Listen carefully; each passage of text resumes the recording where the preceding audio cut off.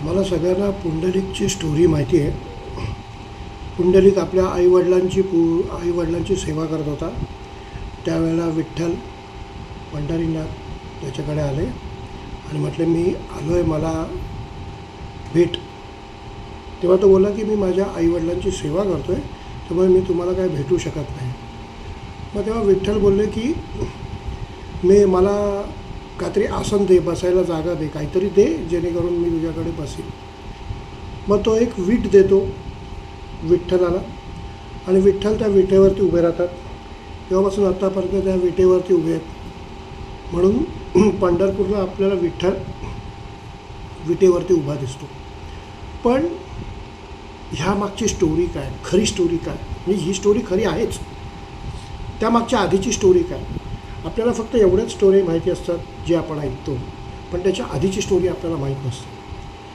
त्याच्या आधीची स्टोरी अशी आहे, जो पुंडलिक आहे हा आपल्या आईवडिलांची सेवा करणार नसतो. अगोदर तो फक्त त्याच्या बायकोची सेवा करणार असतो. बायको जे सांगेल ते करतो. आईवडिलांना खाणं पिणं पण कमी द्यायचा, झोपायला पण कमी द्यायचा. एकदा त्याला इच्छा होते की आपण देवस्थानाला जावं, म्हणून तो आईवडिलांना घेतो. पण आईवडिलांना कशासाठी घेतो, आपलं सामानाचं बोझं त्याच्या अंगावर टाकतो आणि आईवडिलांना घेतो. आईवडील बिचारे म्हातारे असतात, ते त्याचं बोझं वगैरे घेऊन जातात. आणि तेव्हा तर काय ट्रेन वगैरे काही नव्हतं, तर तेव्हा ते एका जंगलात रात्री येतात. हा आपला स्वतःचा एकदम तंबू बनवतो, त्याच्यामध्ये स्वतः आणि स्वतःच्या बायकोला ठेवतो आणि झोपतो. आणि आईवडील आपल्या बिचारे ते झाडाखाली झोपतात. आईवडील पण विचार करतात, चला निदान ह्यामुळे आपल्याला देवस्थानाचं दर्शन तरी होतं आहे.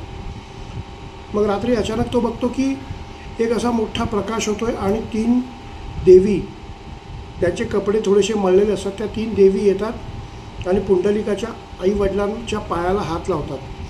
पुंडलिकाच्या पायाला हात लावल्यामुळे त्यांचे जे कपडे मळलेले असतात, जे त्यांचं स्वरूप जे असं थोडंसं चेहरा थोडासा असा हलकासा कुरूपसारखा दिसतो, तो चेहरा त्यांचा एकदम स्वच्छ होतो, कपडे स्वच्छ होतात आणि ते एकदम दिसायला सुंदर लागतात. आणि त्यावेळेला पुंडलिक हे बघतो, हे कसं काय झालं.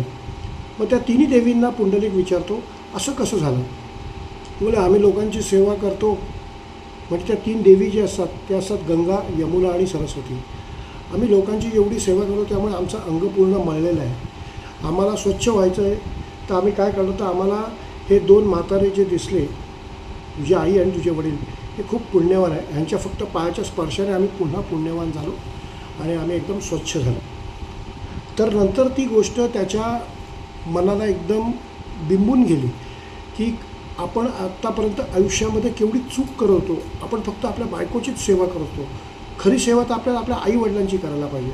मग तिकडून त्याचं माइंड चेंज होतं आणि तो आपल्या आईवडिलांची सेवा करतो.